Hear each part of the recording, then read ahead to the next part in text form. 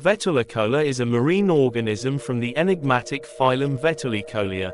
Its body had two parts, a main body which included the gills and the mouth as well as the tail. It was thought to have either been a filter feeder or a detritivore.